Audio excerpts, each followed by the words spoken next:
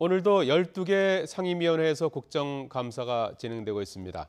어제 종료된 신고리 5.6호기 공론화위원회 활동과 문재인 정부의 탈원전 정책에 대해 여야 공방이 치열합니다. 국회로 가보겠습니다. 장하영 기자. 네, 국회입니다. 먼저 원전 관련 논의가 진행되고 있는 과학기술정보방송통신위원회 내용부터 전해주시죠. 네, 원자력안전위원회와 한국수력원자력 국감에서는 신고리 5.6호기 건설 중단 그리고 재개와 관련해서 또 문재인 정부의 탈원전 정책을 둘러싸고 공방이 이어졌습니다. 특히 원자력안전위원회와 공론화위원회의 역할에 대해서 여야가 서로 공세를 폈습니다. 더불어민주당은 원안위가 규제기구로서의 역할은 전혀 하지 않은 채 원자력 발전을 지지하는 세력을 뒷받침하고 있다고 주장했습니다. 반면 자유한국당 등 야당은 졸속 탈원전 중단하라는 유인물을 노트북에 부착하고 공론화위원회의 법적 지위 그리고 원자력안전위원회가 공론화위에서 배제된 점 등을 문제 삼았습니다. 더불어민주당은 오는 20일 공론화위에서 어떤 결론이 나오든 정치권이 받아들여야 한다고 주장하고 있지만 자유한국당은 전혀 그럴 생각이 없어 보입니다. 들어보겠습니다.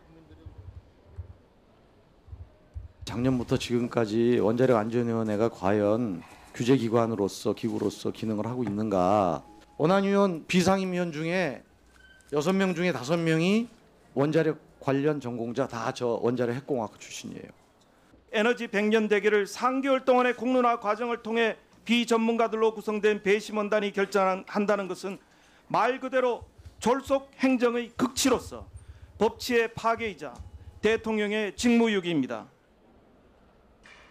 장관 없이 치러진 중소벤처기업부의 첫 국정감사는 자유한국당 의원들의 강원랜드 채용 비리 연루 의혹 때문에 1시간 이상 본 질의에 들어가지 못했습니다.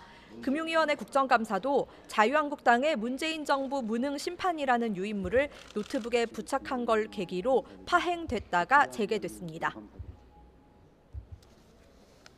자, 장하영 기자, 국회 밖에서 진행되고 있는 국정감사도 짚어보죠. 오늘 법무부와 합동참모본부 국감이 진행되고 있죠?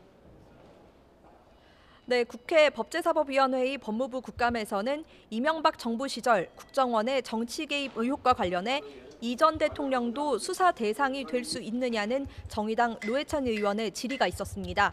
이에 대해 박상기 법무부 장관은 혐의가 확인될 경우 수사 대상에서 제외되지 않을 것이라고 밝혔습니다. 그 수사는 정치 보복입니까? 정치 보복이 아니라 드러난 팩트에 대한 수사에 해당합니다. 이명박 대통령도 혐의가 확인되어 간다면 증거가 나온다면은 수사 대상이 될 수 있습니까? 수사 대상에서 제외되지 않을 것입니다. 박근혜 전 대통령의 구속 연장 결정 이후 첫 법정 발언에 대해서도 여야가 격론을 펼쳤습니다. 더불어민주당 박범계 의원은 법치의 이름을 빌린 정치보복은 잭에서 마침표가 찍어졌으면 한다 이런 발언은 법정에서 재판으로 승부를 보는 게 아니라 정치 세력의 구심으로 부활을 노리는 게 아닌가 생각한다고 말했고 자유한국당 김진태 의원은 박 전 대통령이 그 정도 말도 못하냐며 목소리를 높였습니다.